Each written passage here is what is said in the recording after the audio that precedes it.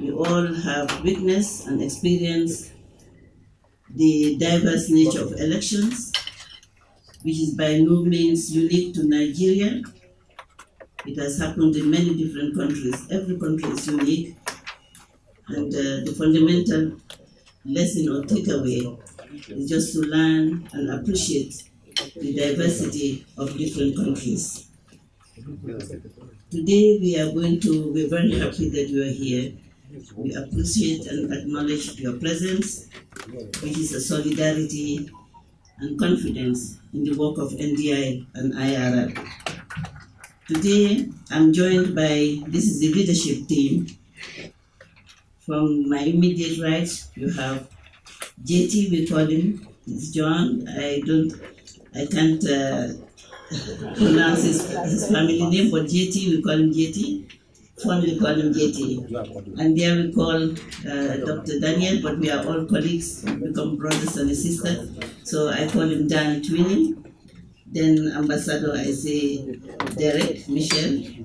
And then we have Brother Chris, just Chris, because the family name is difficult. not as much as mine, Tambajan. So back to business. They are going to give you we have been able to observe many experiences, not only the nice ones, but truthful ones, experience that we want to share with you as other people like Yakan yesterday did, and others are going to do the African Union, the Commonwealth, the ECOWAS, United Nations, and other organizations have done in the past. One thing we want to say is that we have been here as a unified force, the international community, because together we are stronger, and together we can leverage our voice and support to the democratization of Nigeria. We are going to give the press release. The narratives are going to be shared with you in hard copies, but my colleagues will give you the highlights. Here, Chris will provide the overview, JT the context, Derek will provide the electoral observations, the concrete, which are by no means different from other people, but sometimes you might find certain things, takeaways that might be different from other missions. And Dan, of course, will give the way forward, which are going to be sound recommendations not only to government, but the different stakeholders. Because in a democratization process, it takes all the stakeholders to stand up, fulfill actively and effectively their roles and responsibilities in the process. On this note, I want to re-echo the gratitude of the National Democratic Institute, the International Republican Institute, and on my own humble behalf as leader and a woman to call on the different speakers. It's going to be very interactive, so they will be introducing themselves again as we go by. Have a good day, and I pray to God, Allah subhanahu wa ta'ala, to give Nigeria the best peaceful elections, and for the winner to be inclusive, because that is the benchmark for democratization, and for the loser to accept in good spirit.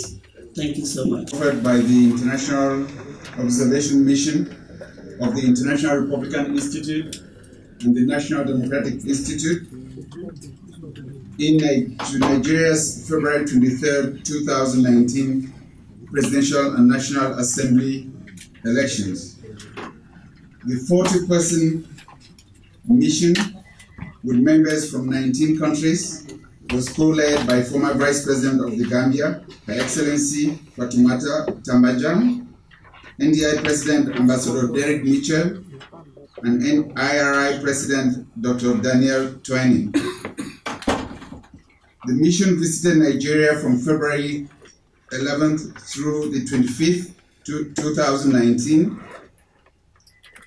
with some members, with some turnover in leadership, and members midway due to the 1-week delay of the polls from February 16th to February 23rd.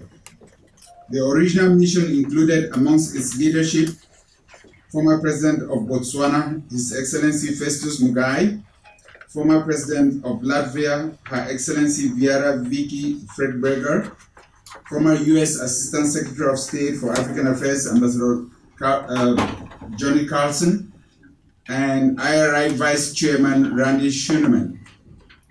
The mission deployed 20 observer teams to 16 states, covering all 6 geopolitical zones and the Federal Capital Territory.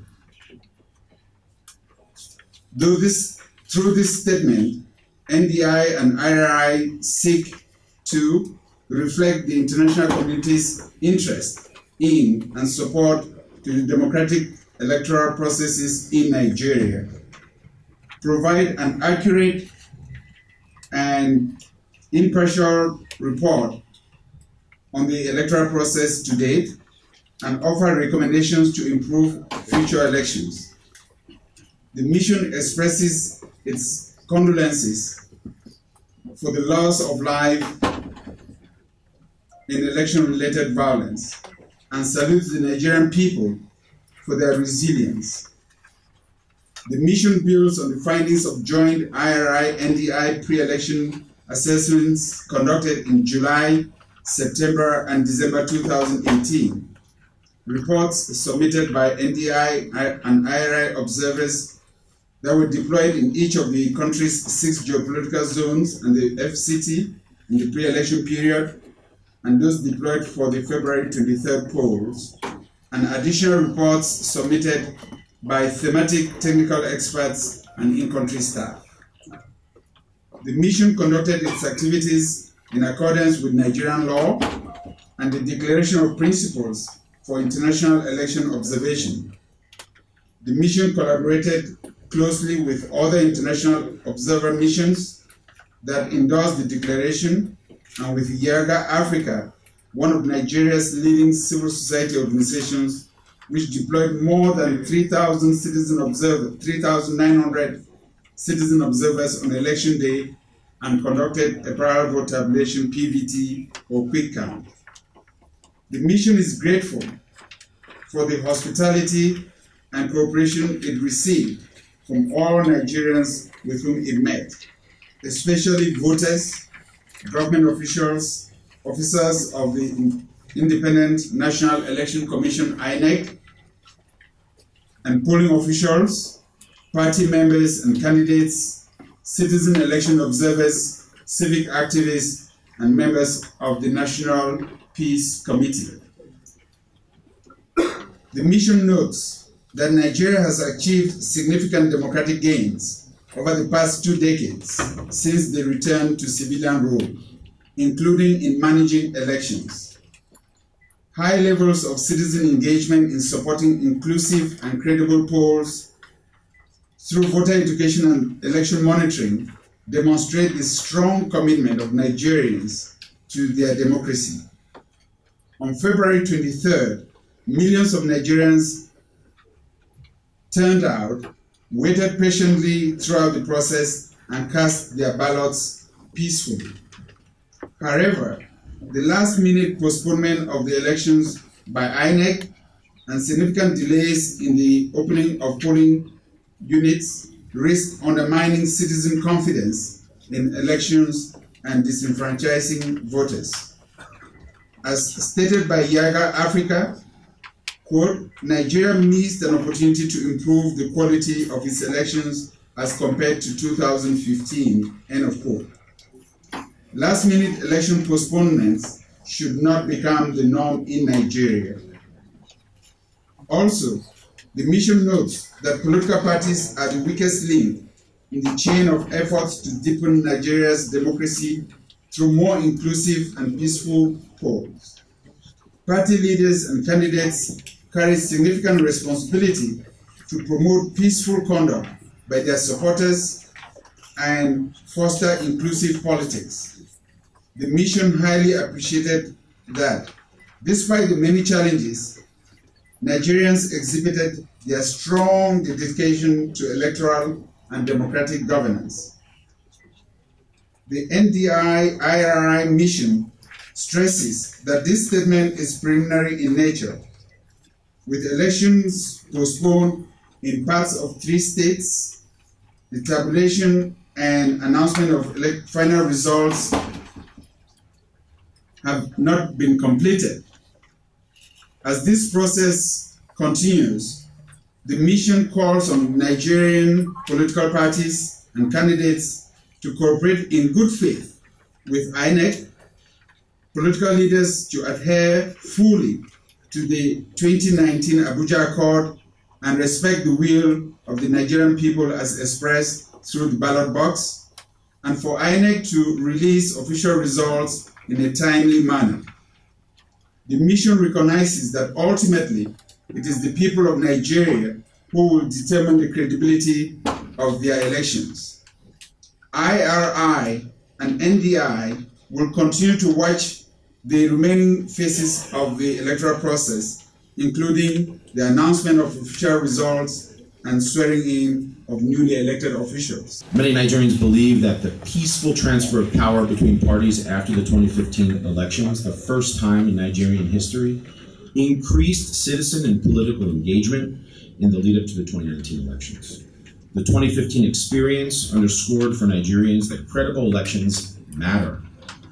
Nigerians undertook many initiatives to enhance citizen participation and create an enabling environment for credible polls. However, the failure to enact the amended Electoral Act was a missed opportunity for codifying recent improvements in the electoral process. Moreover, the absence of internal democracy within political parties continues to hinder women and youth from rising within the ranks and running as candidates for elected office. The last-minute delay of the presidential legislative elections in the early hours of Election Day on February 16th also contributed to voter apathy and the lowering of confidence in the Electoral Commission. I'll try to be short here with some electoral improvements since 2015. 1, advancements for youth, women, and persons with disability. Approximately 51% of those voters are aged of the 84 million registered between 18 and 35. Advocacy groups work with INEC to adopt measures to facilitate accessible voting for persons with disabilities, notably through a national campaign on the use of a Braille ballot guide. 2, consolidation of electoral offenses. INEC updated the 2019 election guidelines to require that voters possess a valid permanent voter's card.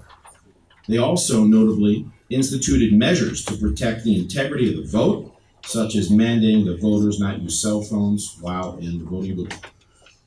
3, Nigerian-led initiatives to support inclusive, credible, and peaceful elections. And you can see in our statement we list a large number of Nigerian organizations that we acknowledge. And we acknowledge throughout this process and continue to say, this is a Nigerian process for all Nigerians. We are here to support that process. So I urge you to take a look and really refer to those groups and elevate them. It's also important to acknowledge the work of the National Peace Committee, which was very important. A few on the persisting challenges since 2015. 1, weak internal democracy within political parties. And this is a key one. Political parties remain the weakest link among Nigeria's democratic institutions. Contentious and at times, in particular, contentious and at times violent party primaries contributed to party factionalism and resulted in pending litigation for more than 600 instances. 2, unfulfilled promises of electoral reform. The failure to enact an amended electoral code early in the process was a missed opportunity to codify important improvements since the 2011 elections. This bill, if enacted, would have also introduced increased penalties for vote buying and would have improved the process significantly. 3, slow resolution of election disputes. Long delays in resolving disputes stemming from party primaries left INEC with barely a month to print ballots and result sheets. Most judgments remain pending by Election Day. Moreover, and this is notable, cases from the 2015 election still remain in court. 4, multiple sources of insecurity. Despite repeated appeals, instances of violent clashes between party supporters and the use of inflammatory language by political actors increased as Election Day approached. Next, hate speech and disinformation. Nigerians are increasingly looking at social media platforms as a source of their news. Overall, the mission heard reports that it was challenging for voters to obtain verifiable information in deciding for whom to vote. The spread of hate speech via social media and in public settings is also worrisome, including hateful language targeting women candidates or fueling regional, ethnic, and religious differences, as noted. And finally, last-minute postponement of elections. It is highly probable that such a late postponement had negative effects on voter turnout, created controversy about the duration of candidate and party campaign activity, imposed significant additional economic costs for Nigerians, many of whom traveled to their constituencies to vote on February 16th, and most significantly, the delay undermined public confidence in INEC. I want to reaffirm that the mission noted with great admiration that despite many challenges, tens of millions of Nigerians demonstrated their resilient commitment to democracy by voting on Election Day. They truly were the heroes of Election Day. Those who voted waited patiently to cast their ballot, often despite long lines, delays, and general confusion. Women and youth served as polling officials, party agents, and observers. However, Iri&Ndi observers noted significant impediments to voting for persons with disabilities and the elderly. In addition, observers found that the location of polling units for internally displaced persons, or IDPs, was changed at the last minute from camps to wards in some locations, which could have impacted IDP enfranchisement. Next, on the setup and opening and the material deployment of materials on Election Day. A majority of polling units observed by the mission did not have essential materials and polling staff in place by 8 a.m., and as a result opened late. Media and other observer reports also indicated that more than half of the polling units were not open as of 10 a.m. Some polling units observed by the mission did not commence voting until 1 p.m., just 1 hour before the polls were intended to close. In some cases, Iri&Ndi observers noted that polling officials lacked understanding about how to orient or use the materials in the polling unit. Observers found many polling units to be overcrowded and located in areas lacking sufficient space for the number of voting points, contributing to an overall environment of disorder and tension.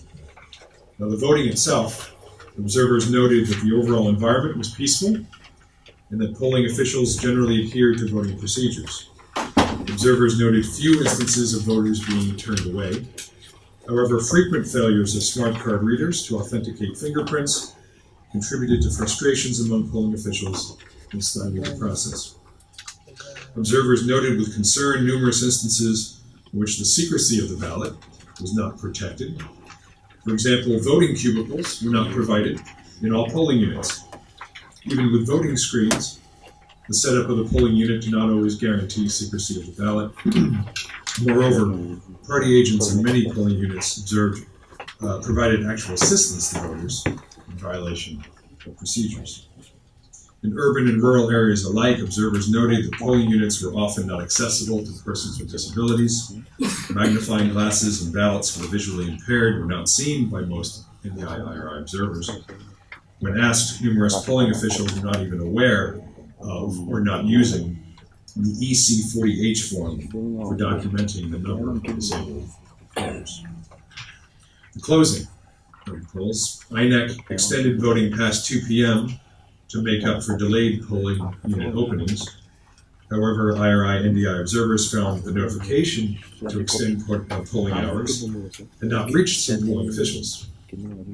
Overall, polling officials followed the counting procedures in polling units where the mission observed, but in many polling units, the counting and collation processes continued late into the night, and according to Yaga Africa, 19% of polling units did not publicly post the result forms at the polling unit in violation of procedure. Nonetheless, the mission wants to commend the dedication of polling officials, many of whom were members of the National Youth Service Corps, who remain resilient in working these very long hours. Security forces did a commendable job exercising restraint in most areas. Observers noted that security officials overall acted professionally and impartially. Police showed restraint even during contentious voting processes. Finally, on election offenses and violence, observers reported disruptions and intimidation by party agents and campaigning in some polling units, which contravened regulations.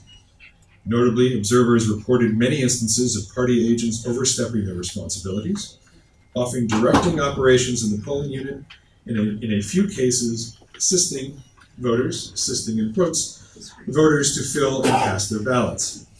While observers noted few cases of overt vote buying on election day, they reported that less visible forms of voter coercion may have influenced the integrity of the process. Though overall election day was peaceful, media and other observer groups have reported injuries and loss of life, including that of at least one polling official. And as Chris said at the start, the mission wants to express its deepest condolences to all the victims and their families for that loss. Look, we're keen to engage with you, so I'll try to do this briefly, but I do just want to say what a pleasure it was for all of us, not just us on the stage, but all of us, all of our delegates and staff, to engage with so many Nigerians all over your country, who believe so much in the future of Nigeria, who want to make Nigerian democracy work and work better. So we offer our recommendations in that spirit to support the aspirations of the almost 200 million Nigerians who want their democracy to work even better over the coming period.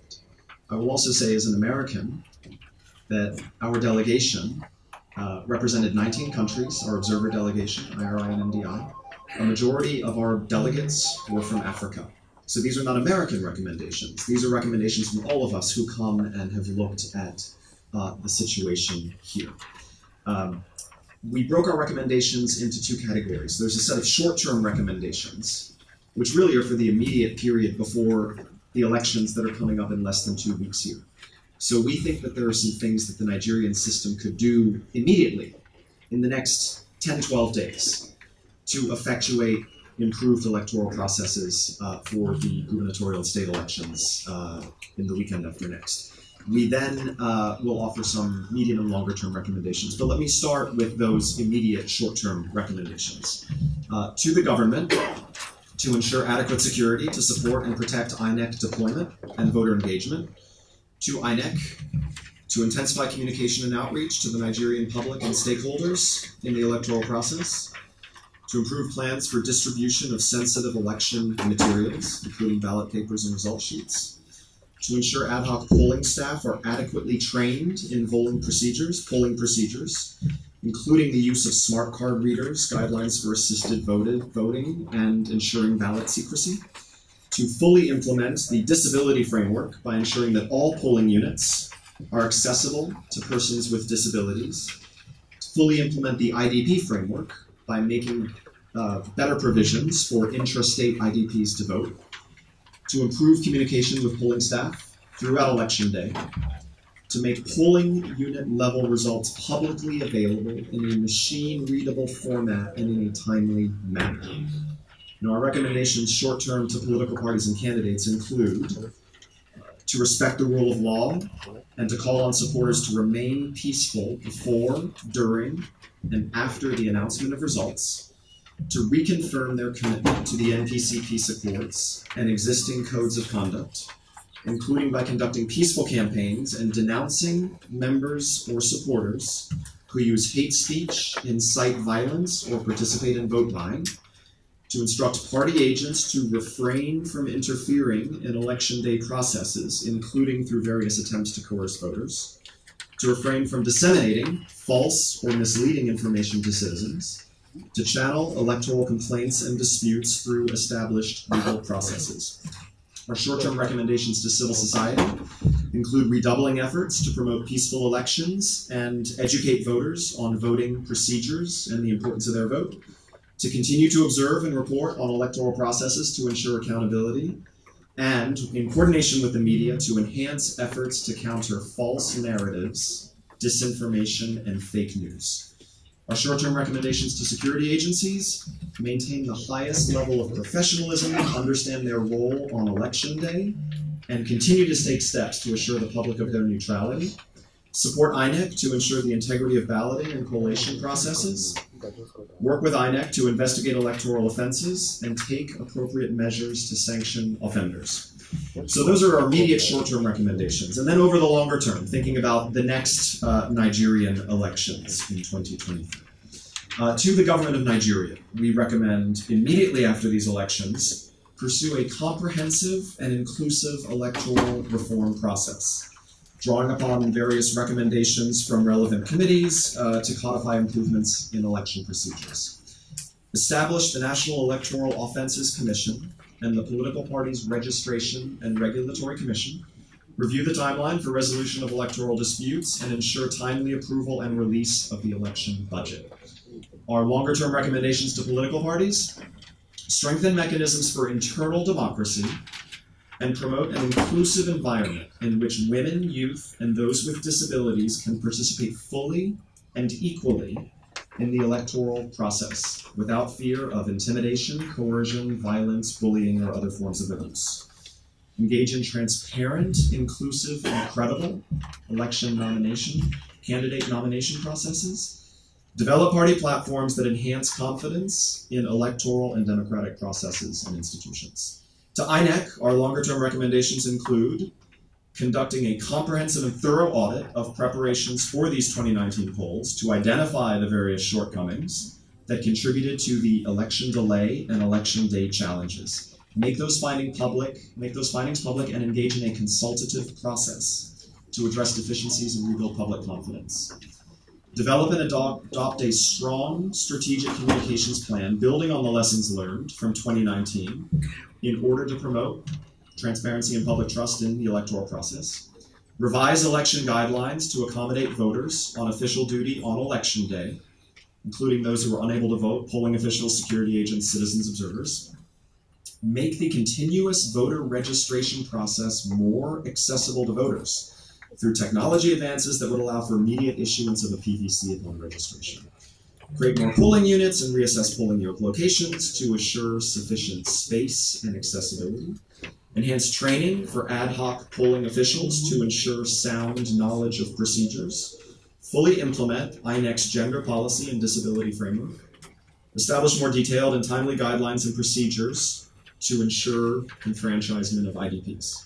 Our longer-term recommendations to civil society: coordinate efforts to advocate adoption and implementation of electoral reforms, work with INEC and the National Orientation Agency to better coordinate voter education messaging and campaigns, conduct civic education between elections to enhance citizen understanding of and engagement in democratic processes, together with the media, educate citizens on the dangers of disinformation and misinformation in the public sphere, and promote credible alternative narratives, truthful narratives in the media and online.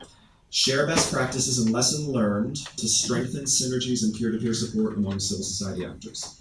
Our final set of recommendations to the security agencies: continue to improve coordination with INEC on provision of electoral security, including participating fully in INEC's electoral security training and enhancing transparency around election day deployments. And our final recommendation to the judiciary: ensure the timely and fair resolution of electoral disputes. Now, I'll close with the comment that in previous years, suggestions by a range of reputable domestic and international observation missions in Nigeria went unheeded. Our mission hopes and urges Nigerian stakeholders will consider seriously these and other recommendations to improve the electoral process and make democracy work better in Nigeria. A wide view and a wide range of expertise, individuals who are not necessarily American or certainly representing any particular agenda, ideology, or anything else. It's also important to note that as reflected in our statements, we adhere to very strict principles and the work that we do around the world. This is not something new. It's not something we do one time in Nigeria. If you look at what we've said, we've observed collectively as organizations over 200 elections, more than 200 elections in over 50 countries. And we take this job very seriously. And we do not engage in partisan games or anything of that sort. We are looking strictly at the electoral process and looking at ways in partnership and in lockstep with what Nigerian civil society and Nigerians across the country are looking at in terms of this, making sure that these elections are fair. Through very clearly in our statement, we deplore all forms of violence, especially violence around elections that prevents citizens from being able to exercise their civic duty. It's very unfortunate to have to keep statistics on incidents of violence. And so we approach this by making rather an appeal that Nigerians have to continue to work strenuously to avoid incidents of violence around elections. To paraphrase one of your Nigerian political leaders, one's victory for a political candidate or a political leader is not worth the blood of a Nigerian. And our hope is that Nigerians will continue to work to avoid violence around elections. You may have noticed that you would notice that in our statement we also make recommendations on how various stakeholders could contribute to making this noble goal of non-violence around elections a reality. And that's why we call on the security services to remain very professional.